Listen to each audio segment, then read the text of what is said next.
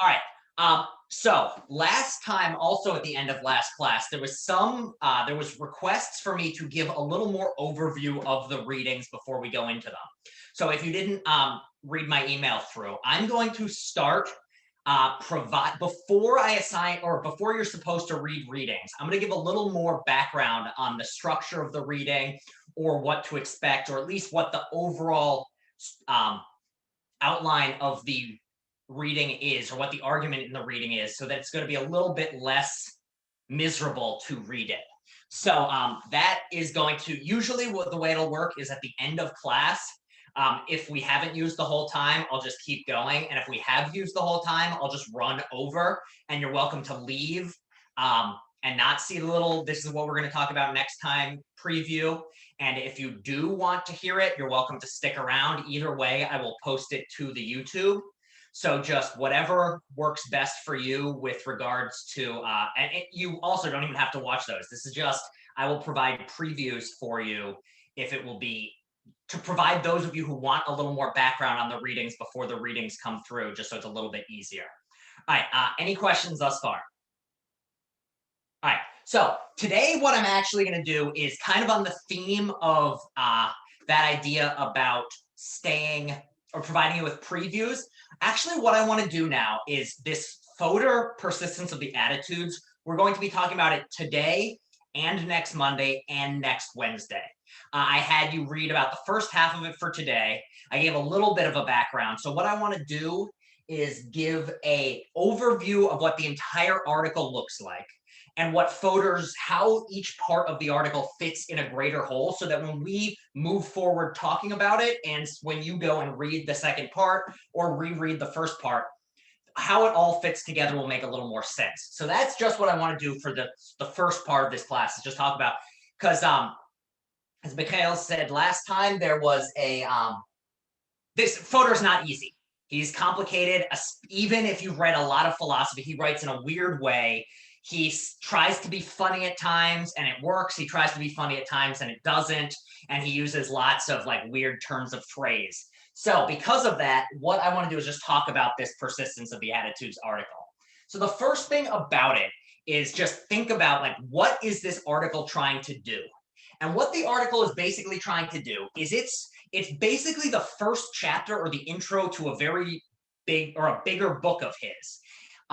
And what this is trying to say is, I'm going to, in this overall book, what I'm going to do is give a complicated explanation for how the mind works in practice, and it's going to be grounded on folk psychology. Now, we will not be reading the entire book, but this intro section is basically the start of him saying, here's what the overall goal of my book is. I'm going to say that a psychology that builds, or like a science that builds around folk psychological ideas or common sense psychology, is the best way to go about doing psychology. And this book will be an expansion on that idea. But just so you understand that my book is on good footing and I'm not just wasting my time on a fake science, I'm going to explain to you why folk psychology is a good thing to make the core of psychology, and also, generally speaking, what a psychology theory that builds upon common sense actually looks like.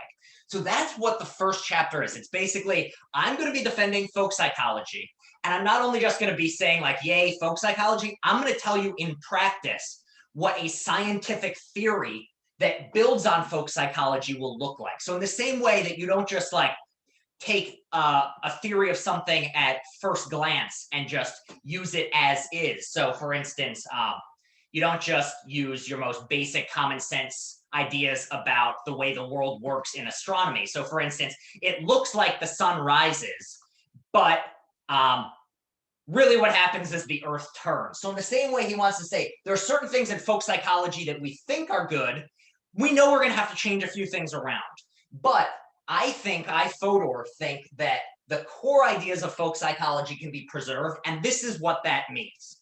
So the first part of the reading, which is pages 1 through 10, he's basically just giving an explanation for why folk psychology is a good basis for psychological theorizing, and why folk psychology is the beginning of genuine psychology as in a science and as a discipline in colleges and in academic settings.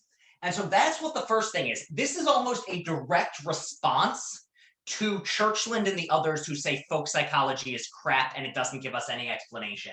This first section is him arguing, no, it actually, there's 3 damn good reasons to keep folk psychology around. Anyone remember or think they could name what the 3 reasons are off the top? They have little nice headings. I do not remember the last article by itself. I guess the main was it's with like different levels of analysis. So for example, take geology. We wouldn't study like tectonic plate movements on the atomic level, and that is what eliminative materialists ask us to do, and that's why folk psychology is better. Yeah, so one thing he says with folk psychology, and you actually kind of just touched on 2 of them, so I'll put them both up here. The first one is just that folk psychology works really well. It is it's a theory that even though people like the Churchland say, no, it doesn't, Fodor begins by laying out, like, really, it is incredibly powerful as a theory. The second thing he says is it's not just a powerful theory that explains things, it's very sophisticated.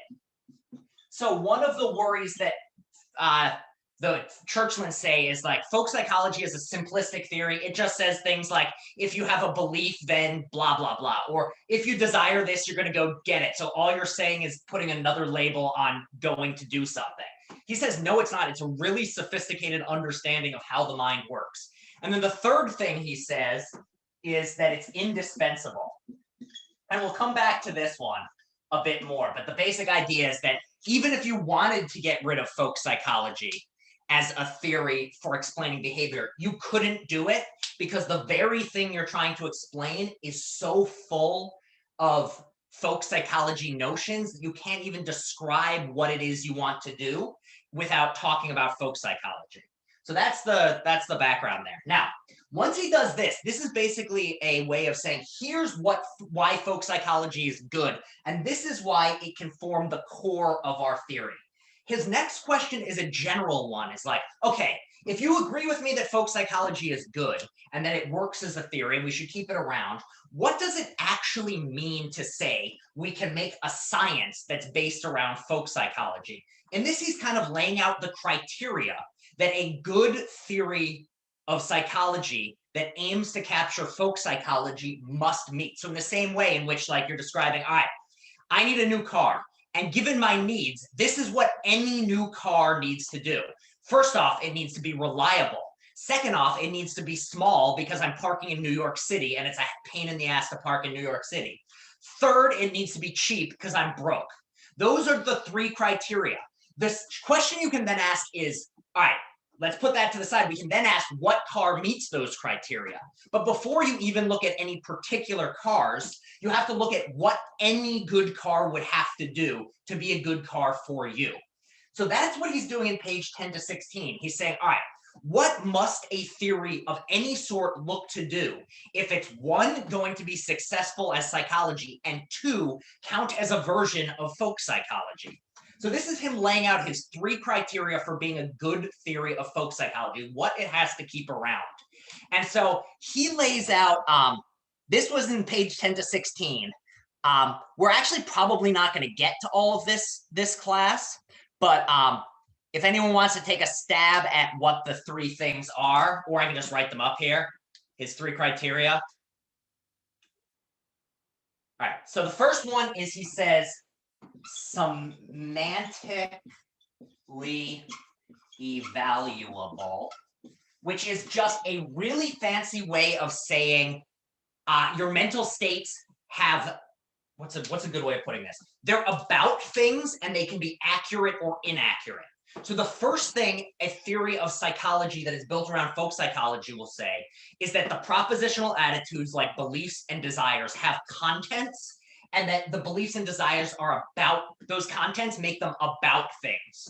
So if I have a belief that there's a dog right there, my belief can be right or wrong. If there's actually a dog there, I'm correct. This is true. And that's all semantically evaluable means, is capable of being true or false. So the first thing is, I believe there's a dog right there. If I have that belief, I'm either right or wrong. If I have a desire to go outside, that desire can either be satisfied by my going outside or fail to be satisfied by my not being outside. So that's his first thing. And we're going to talk about this a lot more next class. So if you're not getting the details of this, this is kind of just so you've heard the vocabulary coming out of my mouth when we talk about it more next time and when you go in and read the end of the article. So this is semantically evaluable. The second one is causal power. So what he means by this is that the mental states don't just like exist out there with no doing nothing. Rather, our beliefs and desires lead us to do things and can play explanations in why things in the world happen. So for instance, why did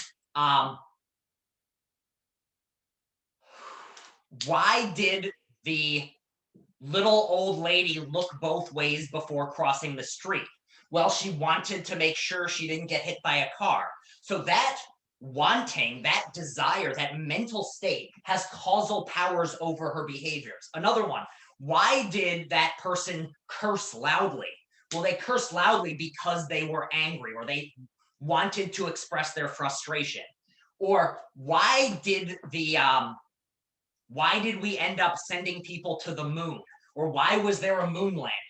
Well, because somebody in the United States wanted to send people to the moon. They believed they could do it and desired for it to work, sent a bunch of rockets into space, yada, yada, yada. One thing led to another. So the desire and the belief set off that whole chain. So that's all that's meant by having causal powers, is there real things that explain things in science. And third, doesn't stray too far from common sense. So what's meant by this is that when you, so if you're coming up with a psychology that includes beliefs and desires and says they're very different things, then you're talking about something which is a lot in line with our everyday folk psychology. If you start saying that, no, you know what? The reason people do it is just because everyone is in the exact same mental state at the same time, and that pure God-given mental state accounts for everything. And to think is just to come in contact with this God state.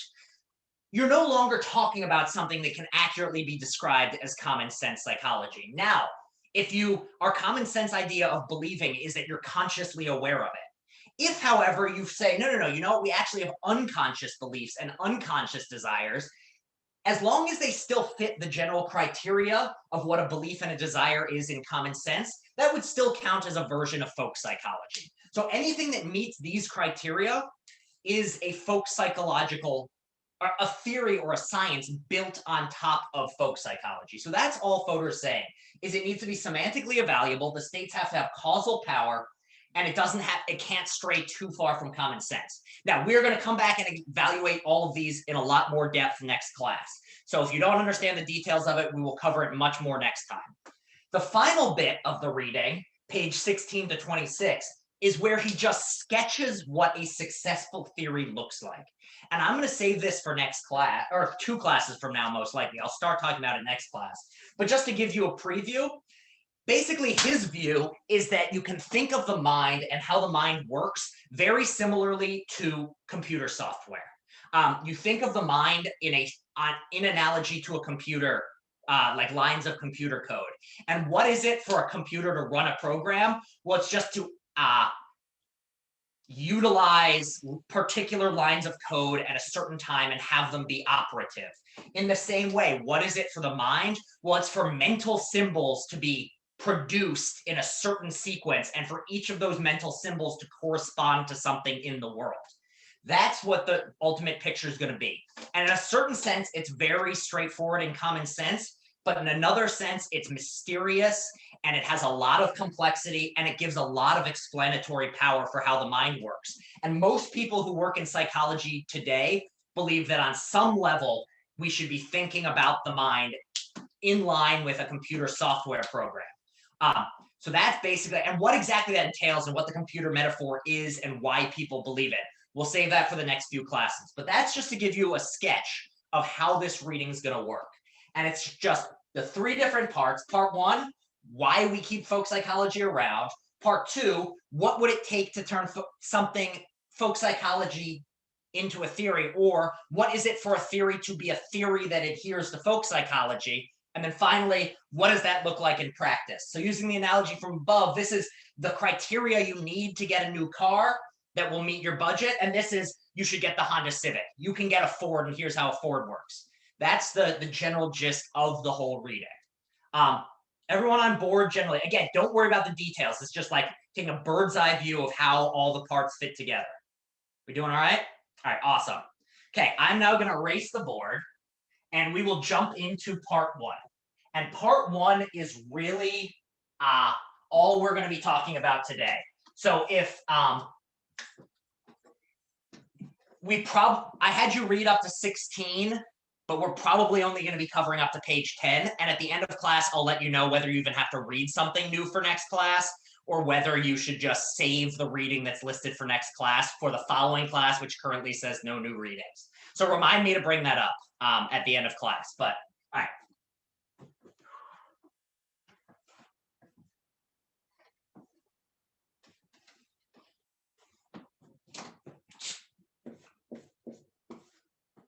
Reason 1, folk psych works really well.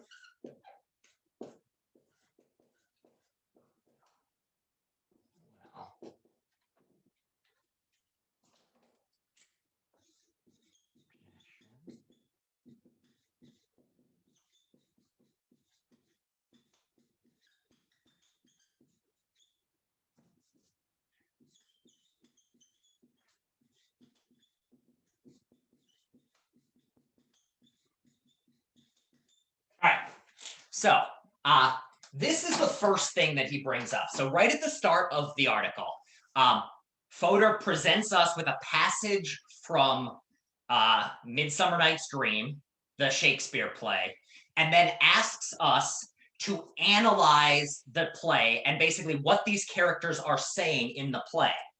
And what you find, what his point is that this Shakespeare play, which would originally have been performed in front of an audience of lower class people in England, who were not the most sophisticated, nonetheless involves some really complicated thinking about how the mind works, and is able to give a very sophisticated explanation of why this particular individual is thinking the way they are, and why it is that we, the reader, or originally it was a play, so the viewer of the play, could have followed along with this reasoning, even though it's really quite sophisticated and complicated. And it gives you a lot of explanatory power. So English class, does everyone know what is happening in this scene, or the background of the play itself? It's like one of Shakespeare's. Alan, did you want to say? Yeah, I mean, from what I got, it was basically like whoever the female character is like telling Hermia is telling Demetrius, I believe, basically accusing Demetrius of killing Lysander, and she has absolutely no evidence besides the fact that she knows that Demetrius wants to be with her, and he knows that Lysander also wants to be with her. So she like deduces that, since Demetrius is not around, Lysander must have done something to him. Yeah, so So Lysander is not around Demetrius. Yeah, that's a really good description. Basically, here's the idea. Hermia, I'm just gonna put an H on her face instead of a face. She falls asleep and she falls asleep next to her boo. When she wakes up, her boo is gone. And it's the middle of the night in the woods. And instead of her boo being there, there's this other guy, Demetrius. So she was with Lysander. He goes away, and in his place comes Demetrius. Now, she is pissed off because she's like, all right, this guy left. He must have done something to him. Demetrius must have killed my boo. Why do I think this? Well, the train of reasoning goes something like this. One, if somebody loves you, they don't abandon you in the woods in the middle of the night. I know my boo loves me. Therefore, he would not, of his own volition, abandon me in the middle of the night. Therefore, there must be some explanation that explains why he's no longer here. So something else explains it. Now, why am I blaming this guy? Well, I know this guy is also into me and really hates my boo. I know that he wants the boo gone. Therefore, if you want someone gone because you want them out of the picture, killing them is an effective way of doing it. And they would believe they would have a better chance with me if they killed them. So just think about the number of like sophisticated lines of reasoning here. Basically, what she has to think about is what is going on in this guy's head. So she has to, in her head, so this is, I'm going to erase this. Her understanding of what's going on is here in her head, there's the idea that he wanted, so in your own head, you have a representation of what's going on in Demetrius's head, namely Lysander needs to go. So Lysander needs to go. So this is Hermia's mind representing Demetrius's mind, and we, the audience, are representing this whole thing in our own heads. So we are representing our beliefs about the beliefs of somebody else that are about the beliefs of somebody else. Like, this is not a simple, easy sort of thing. And yet this is a Shakespeare play that, I mean, these sorts of things happen all the time in movies and TV and plays. Like, think about the plots of TVs and movies. They are complicated as hell. Why is it that this character does this? Like, small children are able to follow things like why this hero does what they do. They're able to understand that they want this. And if you want to save the world, you have to beat the bad guy, because the bad guy, and if the bad guy desires to destroy New York City, then you have to intend to go to New York City to stop the bad guy. This is all folk psychology. It's all about your thoughts about someone else's thoughts about something else. And not only are you able to follow it, you're able to make a lot of very accurate predictions on the back of it. So Fodor's other example was something like, you call me and say, hey, do you want to meet up on Wednesday? I say, yup, where should we meet? You say, the coffee shop on the corner. We hang up the phone. 3 days pass, and we're both there. What got exchanged between us? Just like a handful of words. And yet, because I know that you would only say those words if you intended to express a certain meaning, you intended me to think that you wanted to meet up. And then I responded by representing my belief that you want me there. And so you see how something like folk psychology is not the very simplistic sort of straightforward theory that gives you no explanation, but rather it gives you a ton of power. In the same way of like, if you want to know what somebody's going to do on their day off, you need to know about what? What do you have to know about? What are some of the things you want to know about? Well, you want to know about what they like to do, what they believe is possible, what promises they've made to other people. These are all folk psychological ideas. Knowing things like the number of molecules or which part of the brain is firing is not going to give you that much explanation. But knowing what their beliefs and desires are gives you that sort of explanation. So the idea is supposed to be, look, folk psychology works really, really, really well. It can allow us to explain these really complicated situations and just like try to explain these things without using things like beliefs and desires. It seems very impossible. So is everyone on board with this argument here? It's basically just like it's so complicated, and yet we take it for granted so much, and it comes so naturally that we often forget just how complicated and sophisticated folk psychology actually is. So that's the first argument. Now, at this point, Fodor brings up an objection that a lot of people raise. So people come along and say folk psychology works really well. People who like it, like him. And then others come along and say, but it doesn't always work. And in particular, what you find with folks with psychological theories is they have these things, ceteris paribus clauses. Now, what is a ceteris paribus clause? Did anyone who read over the email I sent or just independently know what a ceteris paribus clause is want to try to explain it?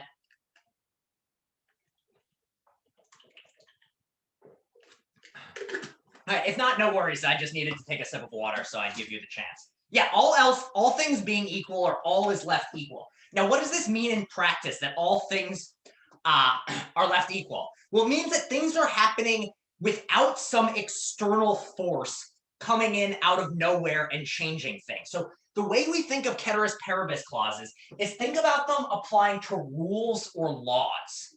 So when you give a rule of conduct in your everyday life or a scientific law, the law you give is designed to explain what should happen given certain circumstances. So for instance, with a marker, if I let go of the marker, it falls. Why? Well, because there's a law that says objects of a certain mass will pull other objects towards their center of mass. So that's just, so here's the physics law. And it says, I'm just going to put gravity. And this law holds all the time. Like, it's basically universally the case that gravity applies and objects of mass will get pulled downwards. However, in other sciences, there's generally these things, or in other cases, there can be ceteris paribus clauses.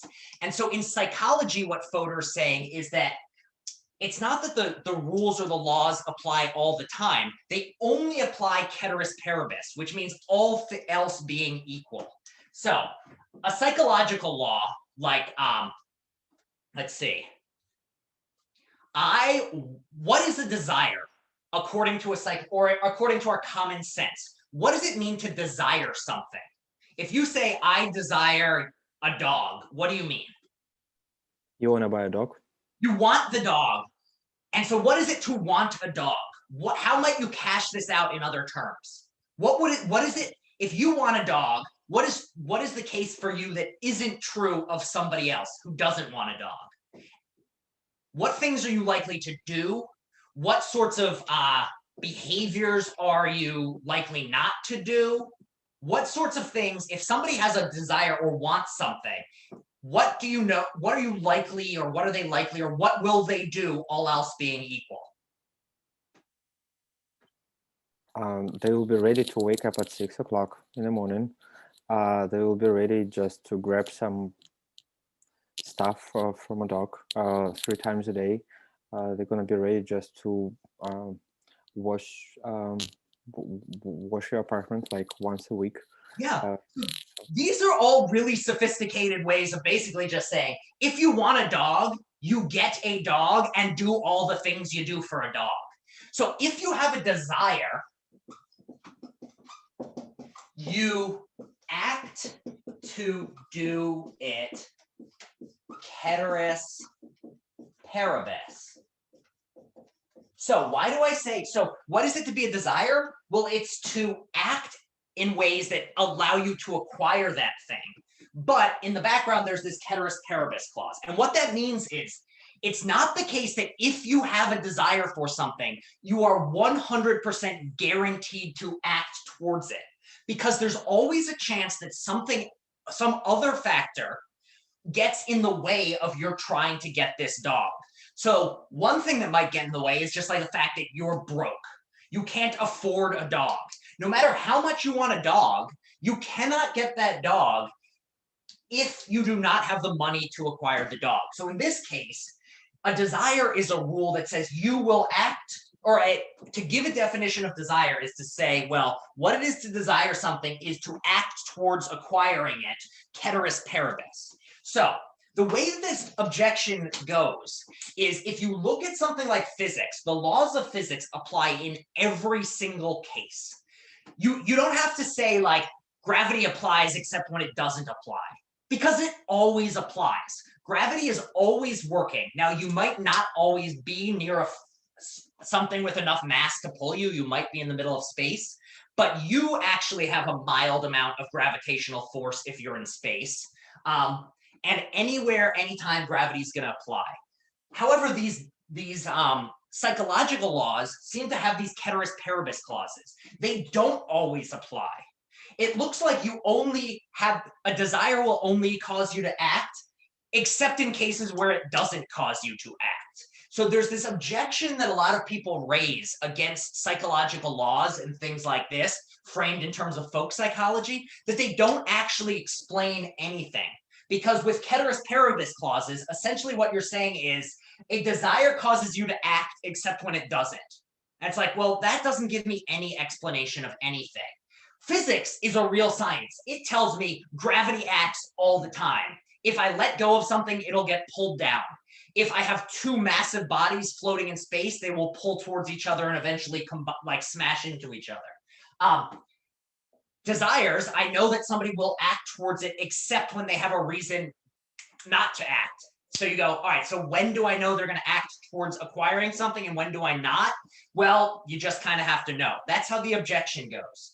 And what Fodor wants to say is ceteris paribus clauses are okay. And the fact that our psychological, folk psychological laws framed in terms of common sense folk psychology concepts, the fact that they sometimes get it wrong is not proof that the law isn't good. In fact, the fact that there's a ceteris paribus clause is perfectly fine. So did anyone pick up on what his reasoning for this was? Why was it that he said the fact that psychology has ceteris paribus clauses in its laws? Like a psychological law says, if you believe something, then yada yada, ceteris paribus. Did anyone pick up on what his reason was for this?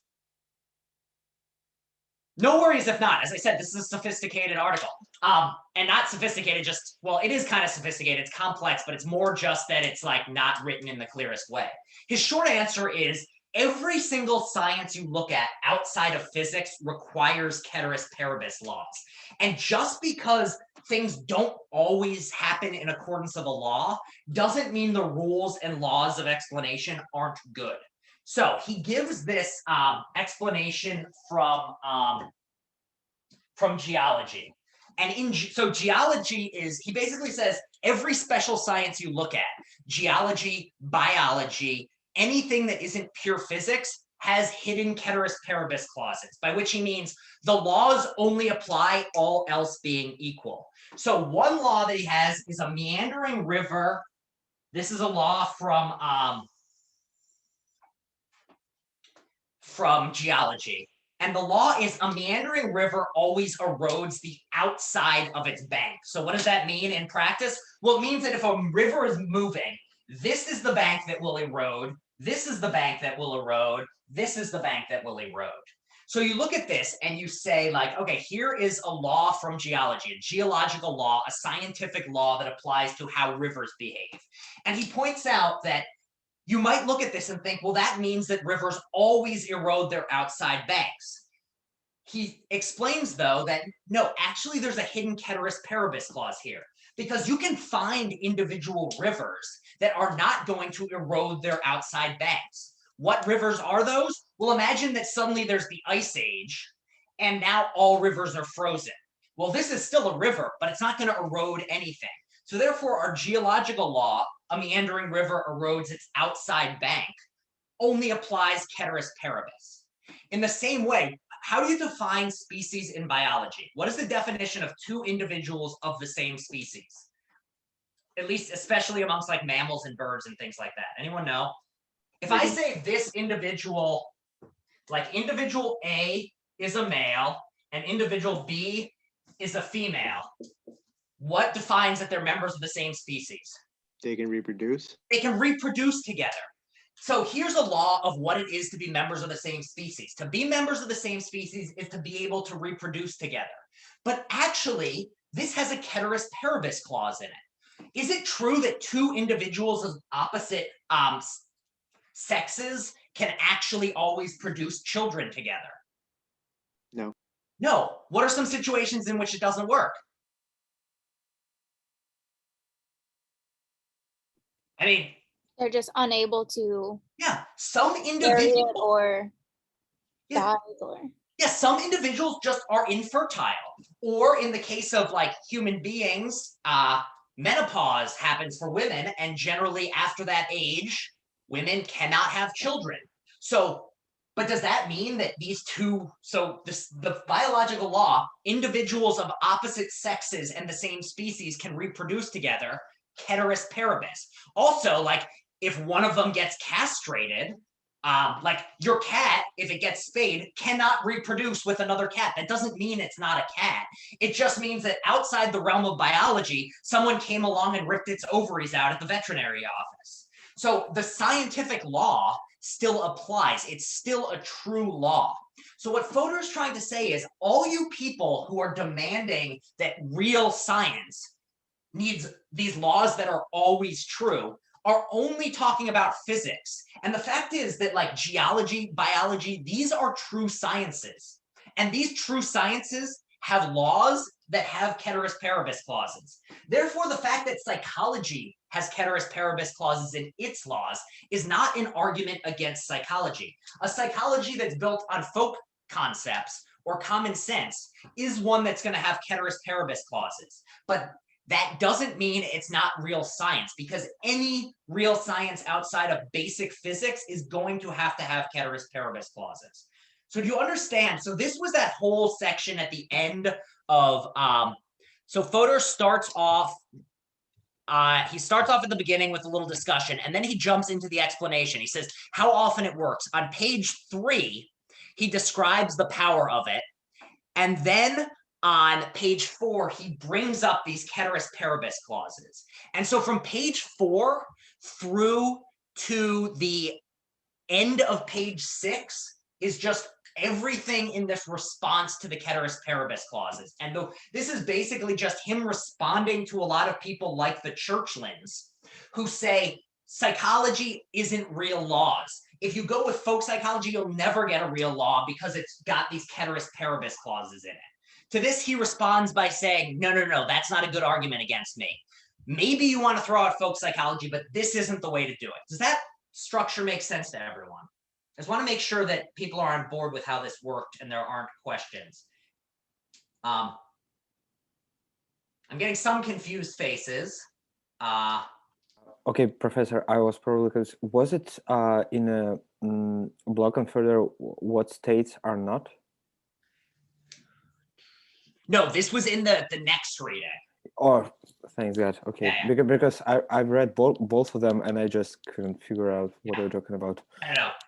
The block and Fodor one was last class only, and we only had to read like that first section. But this was this is on the what is the tech? I think the name is the persistence of attitudes. Yeah. So and so basically the idea here is just. It's almost a response. If you didn't follow this ceteris paribus clause bit, it's almost like a side project. The main argument here is still the folk psychology works really well. This ceteris paribus stuff is a response to the people who say, no, it doesn't. You have to include ceteris paribus clauses. Nah, that's not real science. He's saying, no, that is real science. And anyone who denies that doesn't understand sciences outside of physics. So that's the first part of his argument. We then said there were two. So anyone want me to pause, restate anything? Again, this stuff can be complicated. Sometimes I go off on tangents and lose track, and I will just want to make sure everyone's following along to the ability that they want to follow along. Again, if you want to rewatch this later, it'll be up on YouTube. But if you want me to repeat anything, just let me know. All right.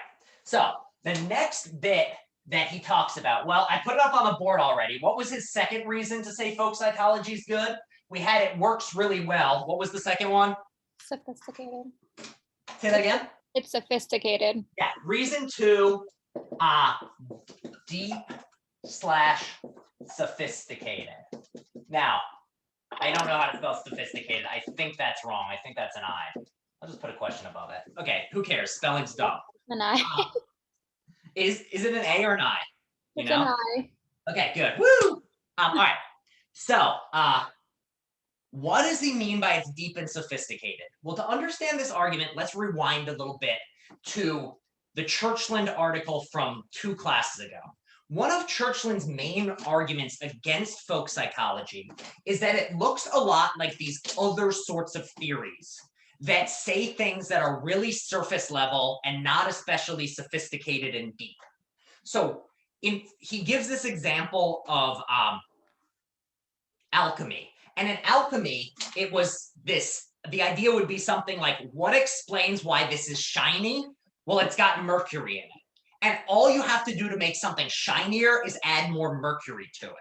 And if it used to be shiny and it's not shiny anymore, the mercury has left it. And if you look at this, it's really quite a basic, straightforward, not at all complicated explanation of how things work.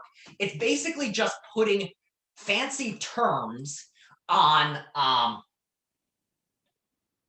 it's just putting fancy terms to replace old terms. So think of it this way. If you look at alchemy, it looks a lot like somebody who comes along and says, well, why did you go to sleep? And your response is, I got sleepy.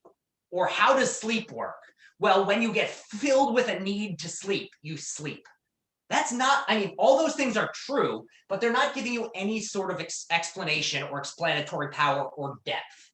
And so one of the things that people argue about folk psychology is that it's something like that. It's very shallow. It just says something like, if you're a teenager and you like someone, you'll tease them. It's all these like little everyday sorts of like things. People say that that's all common sense psychology is. And what Fodor comes along and says is, no, it's really sophisticated and complicated.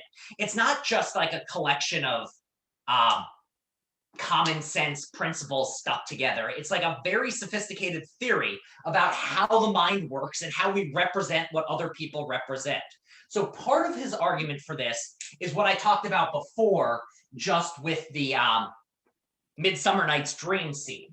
Midsummer Night's Dream scene. And that's just to show just how sophisticated our thinking is. This is an example to show just how complicated our thinking is. And when you have folk psychological theories, you actually take into account things like what someone's beliefs are, but also what other beliefs they might have.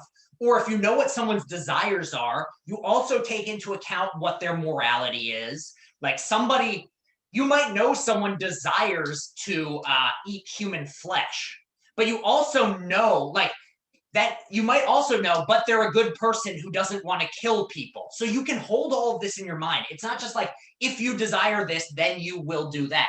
It's if you desire this, you will have an inclination towards doing this other thing, but it will be outweighed by these other things going on. And when you actually chart out a folk psychological explanation, it gets really sophisticated. It's not like an if X, then will do Y. It's rather if X, slight inclination, and there's also if Y, big disinclination, conclusion will not do. So this is just like to give an example of when we're talking about why someone does something, we're not just saying, well, they've got a belief, therefore they will do it. We actually do a pretty sophisticated job of representing what someone else is thinking and what other things they're thinking and how those things combine together and how things like peer pressure influence it and how desires to seem cool fit in. And so when we're doing this folk psychology or common sense, we're not doing something simple. We're not doing things like things just fall. It's a much more sophisticated, complicated theory than that. So do you understand how that point works? The idea is like, you can understand when you're understanding how someone's working in terms of folk psychology, you're actually doing something really sophisticated here. It's really quite remarkable that humans are able to do this to the degree that we are. Another case, we can understand things. I lost my marker. Okay. We can do things like represent things that are blatantly not the case. And not only that, we can imagine what it is for somebody else to have a mistaken view of the world. It's not just like, if you like this, you will interact with the world in a certain way. So here's an actual example from my actual life. I'm going to say something, and just about all of you are going to know what I mean by it. So for at least a decade, I did not realize that Jennifer Lopez and J-Lo were the same person. I thought there were two distinct Latina singers. One of them was named J-Lo, and one of them was named Jennifer Lopez. Now, in some sense, this is just like a funny, like stupid thing I did. But on another, the fact that you can understand what it means for me to do this is actually a pretty complicated idea. What you have to do is imagine that there's one, there's one object in the world, one woman, Jennifer Lopez, also known as J-Lo, but you have to represent that in my mind, there were two distinct individuals responding to this exact same individual. And not only that, you can now make predictions about my behavior based on the fact that I had this mistaken understanding. So what type of movies turn on this sort of mistaken understanding all the time, where it turns out that there's one person, but everyone thinks they're two different people? There's an entire class of multi-billion-dollar movies and books and other things that turn on this very idea. What am I talking about? So Fresh Prince and Will Smith is one, but what are the biggest movie franchises right now in terms of producing money? Oh, you mean like the Clark Kent Superman thing? Clark Kent Superman, or Batman Bruce Wayne, or Iron Man, I can never remember his name. The whole idea of like all these movies is you have one person, but nobody realizes that it's nobody realizes that nerdy Peter Parker is Spider-Man, and like who's gonna find out is like the entire is a major source of tension. Nobody knows that Bruce Wayne is Batman. So we know as the audience that they're the same person, and yet we're able to follow the story because we're representing everybody else. Yeah, Hannah Montana and is another classic one. All of these things rely on the fact that we can represent what somebody else's mistaken representation of the world is. This is not straightforward. If you flick this domino, this happens. This is, I have to think about not just what you're related to or what your beliefs are about, but how you represent them and how those representations interact with others. And you have to do this, like the whole movie industry, like all Marvel movies, at some point there's this great moment in which, we find out that the nerdy person's actually the superhero. Like that's the whole plot of so many of these movies. And the only reason we're able to follow that is this really sophisticated sort of understanding of how one person thinks and how I think about the way they're thinking. So does this make sense of just like sophistication in our thought and what common sense psychology actually entails believing? If you accept common sense psychology, you accept all this mistaken identity and this complex reasoning and all this other sort of stuff. So that's the second reason to think that folk psychology or common sense psychology is actually quite a sophisticated theory. It allows for a lot of complex things, a lot of very sophisticated calculations. And when you combine that with the fact that those calculations work really well, we're starting to have a very good looking base to a scientific theory of how the mind works. All right, we good? Good? Any questions? Yeah, I do. Can you just repeat what MSND stands for? Midsummer Night's Dream. Oh.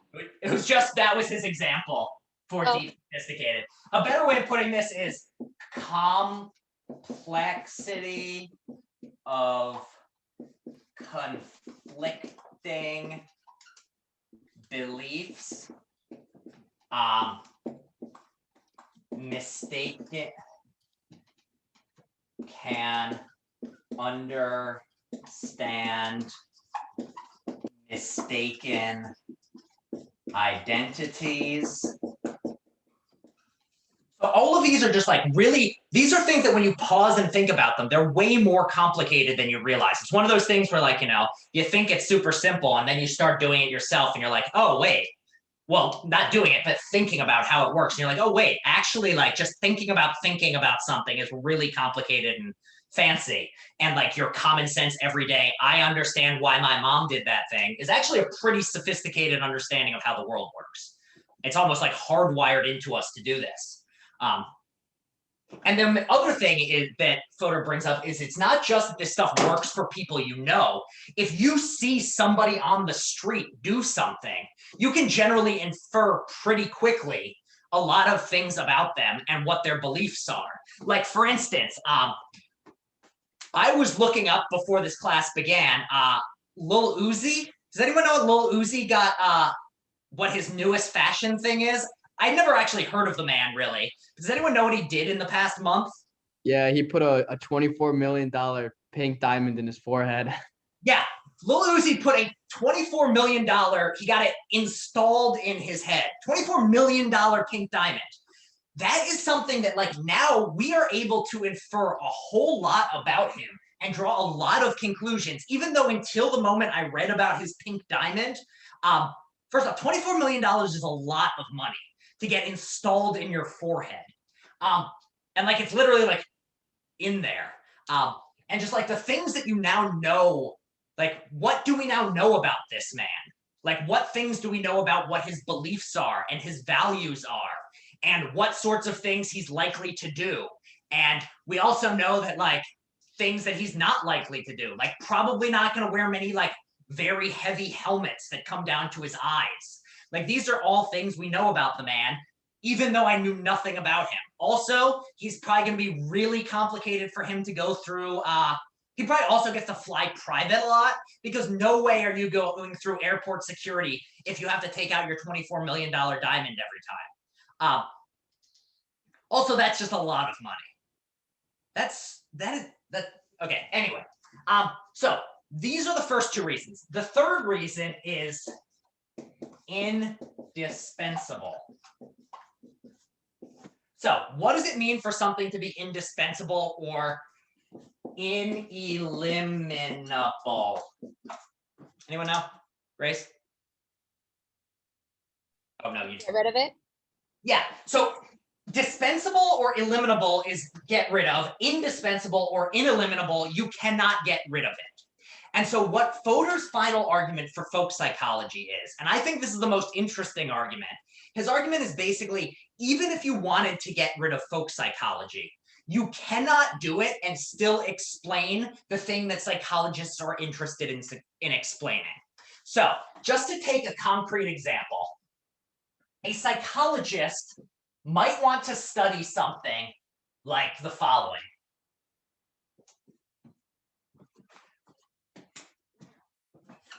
Fear of dogs. This is something that a psychologist might want to understand. Why are people afraid of dogs? Why is a particular person now afraid of dogs?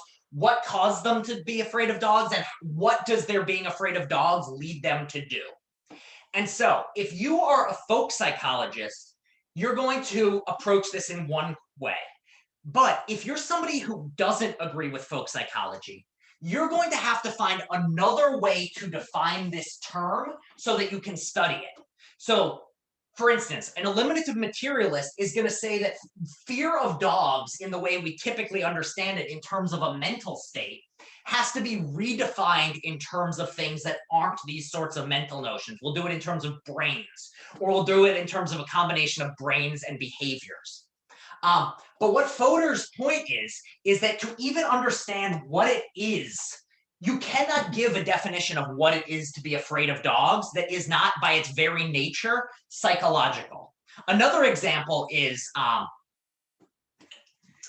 why did a person say the sentence, I'm going to actually go outside today? Here's another one. When somebody says this out loud, why did they say it, or what went into this? What Fodor's point is when you're studying this, you are by your very nature studying something psychological. Now, why does he say this?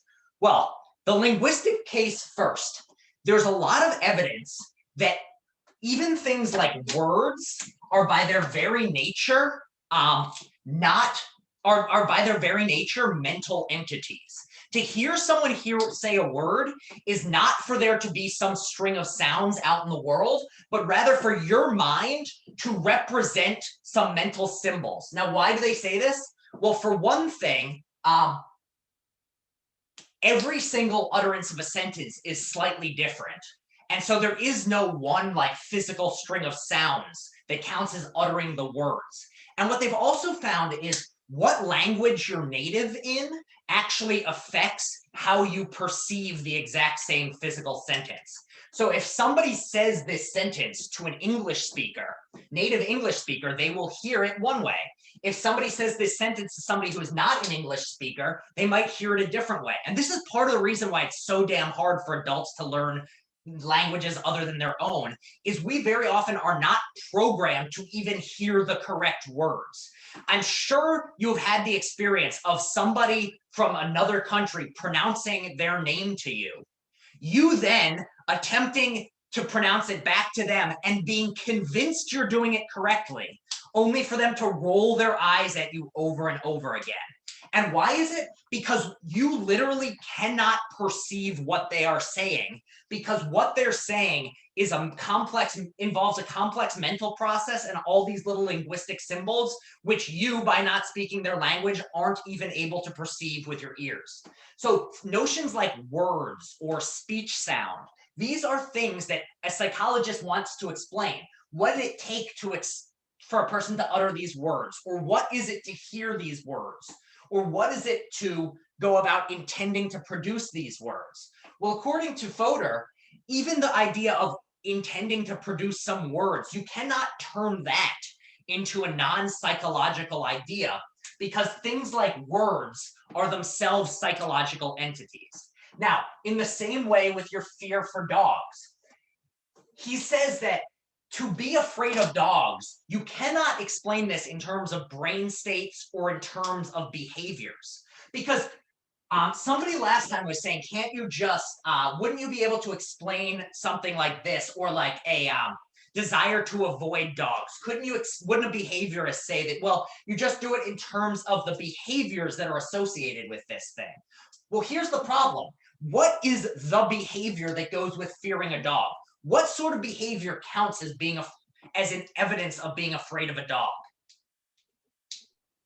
Probably you just read Arthur Conan Doyle when he was a child, and after that you're just trying to avoid the dogs. So you cannot explain it from a point of view of, right? Yeah, so something along those lines. Another thing we have here is not going near the dog. That would be a sign of it. But what does not going near the dog entail? And also, does fear of dogs entail always not going near a dog? Or does it sometimes involve going closer to a dog because there might be something else that you fear even more? Or another example, most of us have a desire not to get punched in the face. The desire to not get punched in the face very often involves staying away from somebody who's interested in punching you in the face. But sometimes the correct thing to do is get closer to the person. Why is it sometimes good to get closer to the person? Well, if you're close enough, they can't hit you because you're right up in their business. So what does the behavior fear of dogs mean? Well, sometimes it means going away from the dog. Sometimes it means staying inside. Sometimes it means staying outside.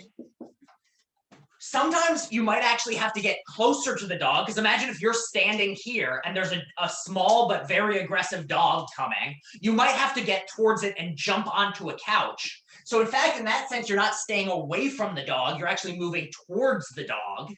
But in that way, the fear of the dog is in some sense causing you to move towards it. So what you do is when you actually look at the behaviors that are associated with fear of dogs, it's different in every single case. And what is it that ties all of these together? What is it that makes all these different behaviors and all these different feelings count as like actions about coming from fear of dogs? Well, it seems like what they all have in common, the thing that is in the core of all of them, is the fact that you're in a mental state tied to the fear of dogs. It seems like any behavior you give is possibly a behavior that is a manifestation of being afraid of dogs. Another example would be something like, somebody might say, like a behaviorist would say, what is it to be afraid of dogs?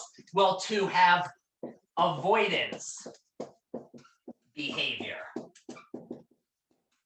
But what counts as avoidance behavior changes from case to case. If we go within a eliminative materialist account, sometimes avoidance behavior is one brain state, namely the brain state of running away. Sometimes it's the brain state of staying perfectly still so the dog doesn't notice you're there. So even something like avoidance behavior is itself something that you can only explain by bringing in mental terms. So does everyone understand how this sort of argument goes? The idea is the eliminativist, behaviorist, this whole tradition in psychology comes along and says, we don't need to talk about the mental. And in fact, the mental sucks. Now, Fodor and those like him are saying, no, you do have to talk about the mental, because the very thing you're trying to explain is something that you cannot even describe without using mental terms. What's an act, like a bodily movement only counts as an action if you do it with the right sort of intention. If I, have a spasm and raise my arm, somebody will say, like, did you just try to be called on? Like, what is the behavior of trying to be called on in class? Raise your hand. But does every raising of the hand count as wanting to get called on? No. If you have a spasm and your arm goes up, you're not trying to get called on. It's only trying to get called on if you're raising it with the intention or with the desire to get called on. So to even describe the behavior you're wanting to give an account of, if you're trying to give an account of what it is to, psychologically speaking, to want to get called on in class, or what is it to engage in the behavior of raising your hand to get called on, well, to engage in that behavior is itself something that can only be described in psychological terms. So that makes sense to people? The argument is kind of to flip it on its head. You say, eliminativists say we can get by without psychology, and we can do everything psychologists want to do without bringing in mental terms. To which Fodor and those like him respond, not only can you not explain the things we want to explain in psychology, you can't even say what it is we want to explain without bringing in mental terms. Because something like fear of dogs, all that makes it fear of something count as an action coming from your fear of dogs is that it's coming from a certain type of belief and a certain type of desire and a certain type of mental history. Does that make sense? We doing all right on this one? All right. All right. Good. Lots of thumbs. All right. Let me take a sip, and then I will. All right. Quick check-in. So that was the first 10 pages. We do not have the time to cover the next section, page 10 to 16 of the reading. So because of that, I'm going to not start it right now. We'll start it next class. And basically, the next two classes next week, we're just going to be finishing this article. Now, what I will say is I would recommend, so as of right now on the syllabus, it says read pages, I think, 16 to 26 for next class, so Monday. Ignore that. I would recommend what you do is do no reading for next class and read the reading before the following class. Now, if you want to do the reading ahead of time, that's fine. I'm just saying that we will probably not cover the things from pages 16 to 26 next class. And if we do, it'll be in like a surface level discussion that it might just be better to save it. If you haven't done the reading when I do that surface level discussion, that's okay. In fact, it might be helpful to do the surface level discussion before you really try to dive into the reading. Any questions on that? Are we good? Okay. So don't read anything. So if you want to do the reading, feel free. You don't have to. Everything that you were we will be covering next class will be either stuff you should have read for today, or will be stuff that we won't get to until the following class. So don't worry about doing any readings.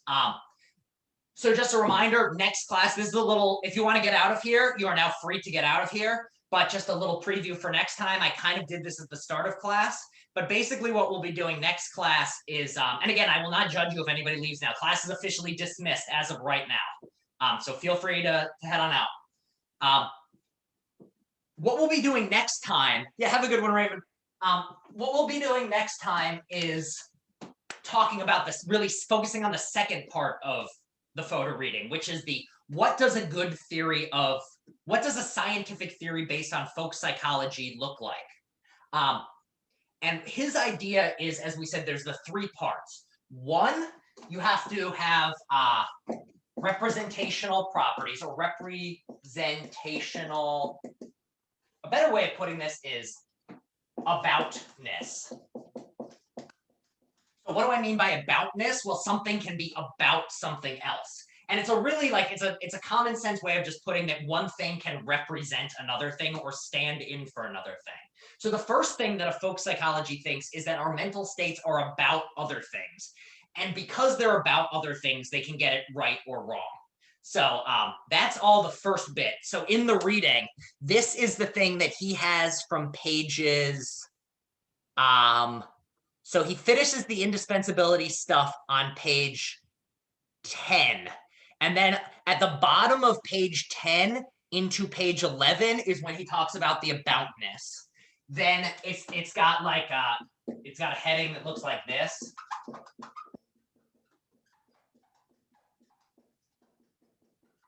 So it's got this I. And just to preview, all semantic means is meaning. It's a fancy way of saying the term meaning or true or falseness.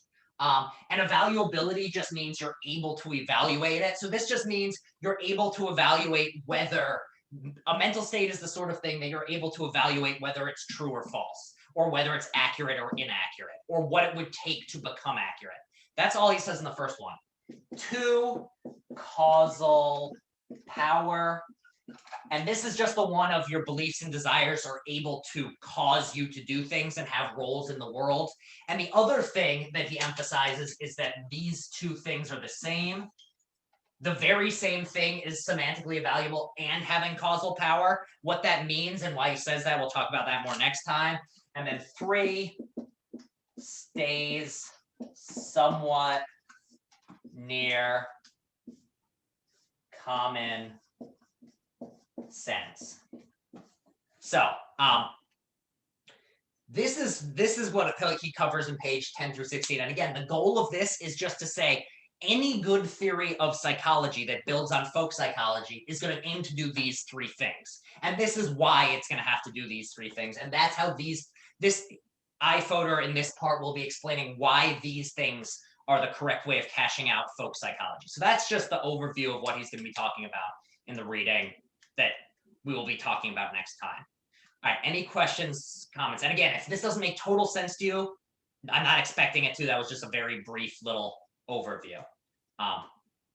Any points of question, order, anything?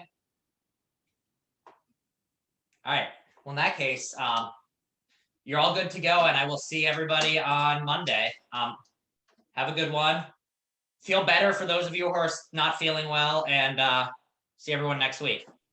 Thank you. Bye. Thank you. Absolutely. Bye. Thank you, Professor. Absolutely. Oh, actually, I have a question. Yeah, go for it. Just one quick question. Let me So I didn't know that we're supposed to read exactly